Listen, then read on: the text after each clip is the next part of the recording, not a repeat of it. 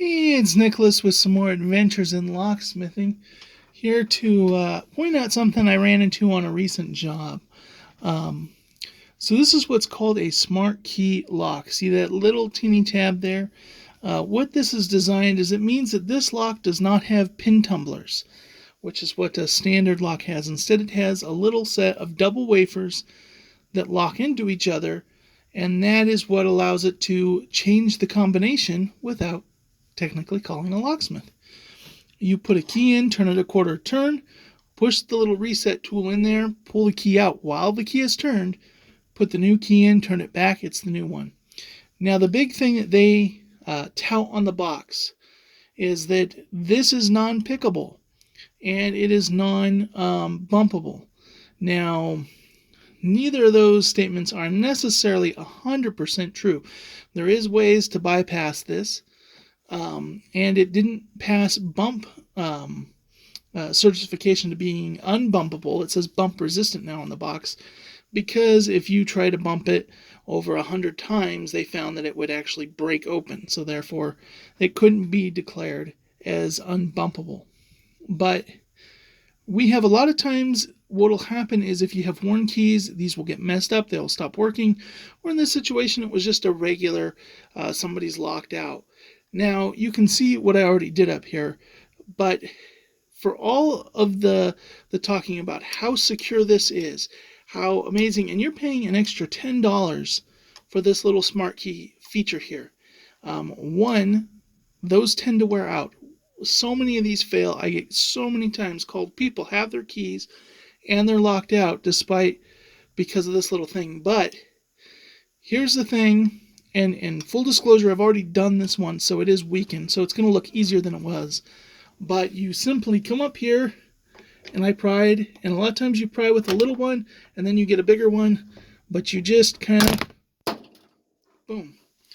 And then you'll see inside there is a little flat thing, and you're able to stick that in there, and just, boom. Actually, I locked it. It was already unlocked. But,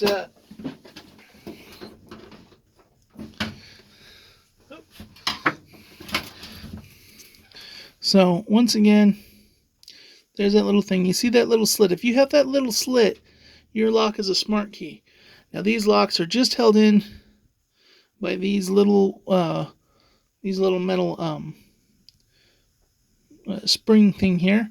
And so that's basically all you have to do is do enough force to pop that out.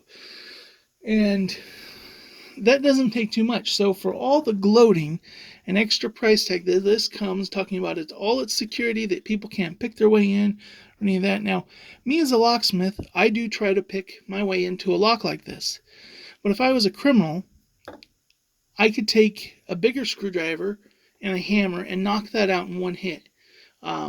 Someone who's trying not to look too destructive or do any damage to the door, I can work with a little screwdriver like this, get it in there, but you can pry that out pretty much no trouble.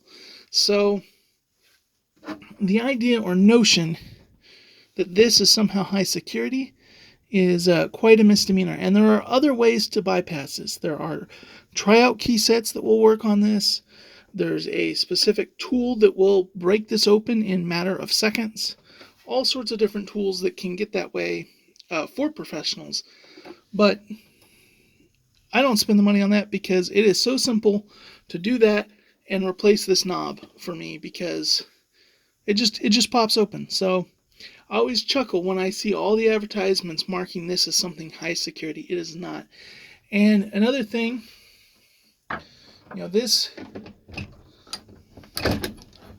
basic Kwikset design, if you have any knob, whether Smartkey or not, and that is the only lock that you have on a door, what I just showed you really demonstrates why your deadbolt is your true security. Your knob, especially a Kwikset knob, provides zero security. So if you have a door that only has a knob and no deadbolt, I highly recommend that you go out and get that deadbolt. Anyways, hopefully you all found that informative, and I'll catch you all in the next video.